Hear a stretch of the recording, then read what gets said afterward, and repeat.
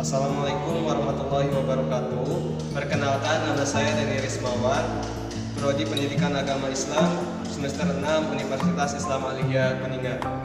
Di sini saya akan membuat sebuah video menganalisis sebuah buku PAI untuk memenuhi salah satu tugas mata kuliah ujian tengah semester materi PAI 3, dosen pembimbing Ibu Ade Yulianti MPD.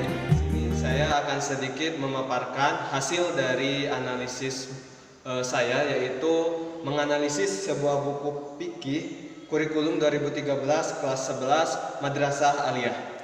Pada buku ini terdapat 5 bab.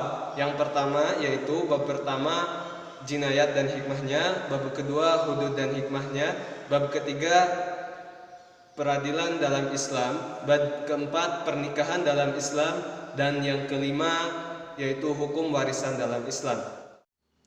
Pada kesempatan kali ini saya tertarik untuk membahas mengenai pernikahan dalam Islam yang terdapat pada bab 4.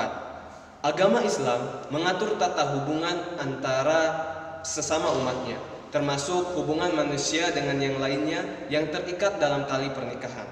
Pernikahan merupakan karunia yang agung dari Allah Subhanahu wa taala. Nikah artinya suatu akad yang menghalalkan pergaulan antara seorang laki-laki dan seorang perempuan sehingga menimbulkan hak dan kewajiban di antara keduanya. Dalam pengertian yang lebih luas, pernikahan merupakan suatu ikatan lahir batin sesuai dengan syariat Islam antara seorang laki-laki dan seorang perempuan untuk hidup berumah tangga guna mempunyai keturunan. Setelah membahas mengenai pengertian nikah, saya di sini akan membahas mengenai hukum nikah.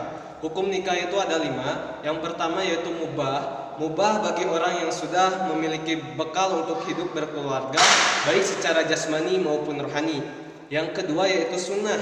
Sunnah yaitu bagi orang yang sudah memiliki bekal untuk hidup berkeluarga, baik secara jasmani maupun rohani. Yang ketiga wajib.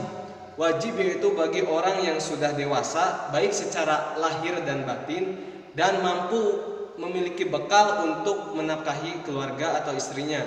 Yang keempat yaitu makruh. Makruh di sini yaitu bagi orang yang belum memiliki bekal maupun mampu secara jasmani dan rohani. Yang kelima yaitu haram. Haram di sini yaitu bagi orang yang bertujuan nikah untuk menelantarkan istrinya.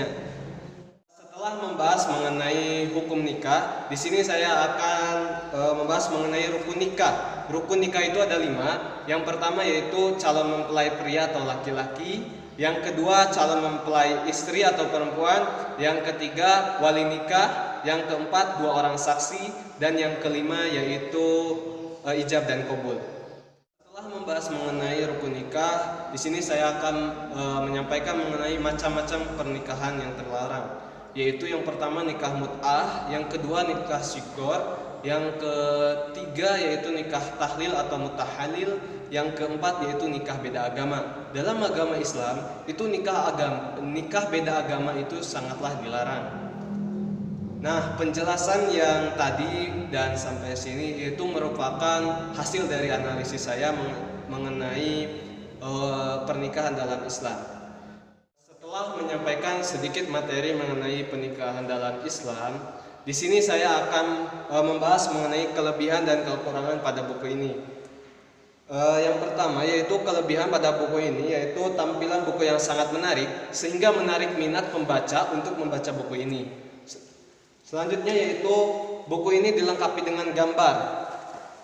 Setelah dilengkapi dengan gambar, siswa diminta untuk mengamati gambar, kemudian mengomentari. Sehingga ini sejalan dengan kurikulum 2013 yang mana menuntut siswa untuk lebih aktif dalam halnya pembelajaran.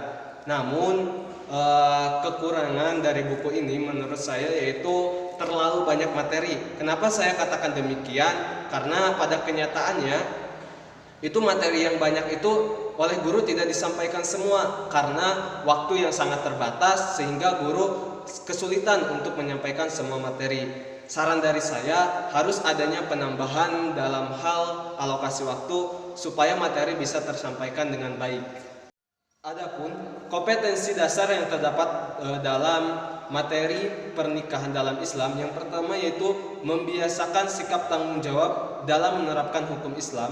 Yang kedua yaitu menjelaskan ketentuan perkawinan dalam Islam dan hikmahnya. Yang ketiga yaitu memahami ketentuan perkawinan menurut perundang-undangan. Yang keempat, mengkritisi praktik perkawinan yang salah di masyarakat berdasarkan ketentuan hukum Islam. Dan yang kelima yaitu menunjukkan contoh ketentuan perkawinan dalam Islam dengan Undang-Undang Perkawinan 1975. Dan metode yang cocok dalam penyampaian materi ini yaitu metode diskusi, yang kedua yaitu tanya jawab, dan yang ketiga yaitu metode ceramah. Itu sangat cocok agar lebih mengefektifkan suasana kelas. Baik, sekian dari hasil analisis saya. Mohon maaf bila terdapat kekurangan. Ditutup. Wabillahi taufiq wal hidayah. Wassalamualaikum warahmatullahi wabarakatuh.